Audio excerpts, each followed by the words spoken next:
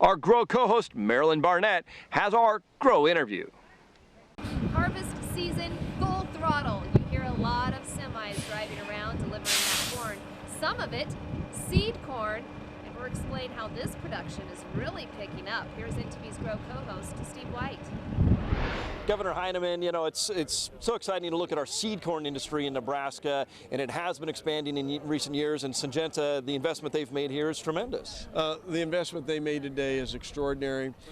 This is where it all starts, in rural communities, on farms and ranches, proceeds to our value-added agriculture like ethanol plants, and then the food processing industry. So I'm really proud of this community, Phillips, to see this kind of expansion. This is what small town Nebraska is all about, and they're excited.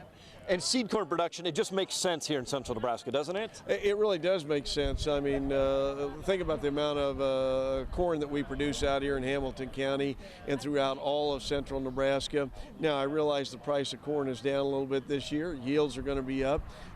Cattle prices are up. So the overall ag economy continues to be very strong, moving forward. And again, I'm excited for what it means for Nebraska. When agriculture does well, then Aurora and Grand Island and all our other communities do well too. You know, we have seen a couple of seed corn plants in the area expand in the last couple of years. I have to think with our irrigation that we have in Nebraska, which is always becoming better and more efficient, that this is just the ideal conditions for facilities like this. Steve, it really is. The Syngenta people just told me one of the reasons they're expanding here is because of our water resources. If I look at the decade that I've been governor, we have strengthened and enhanced the way we manage our water resources.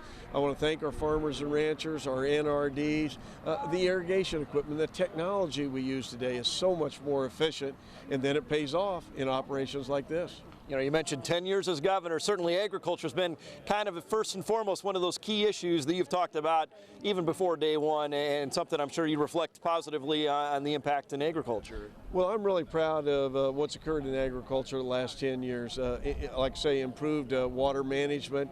The end result is that we're the number 3 corn producer in America, number 1 in popcorn, number 2 in ethanol, the number 1 cattle feeding state in America. Got to remind Texas of that one. We got to remind Texas of that all the time.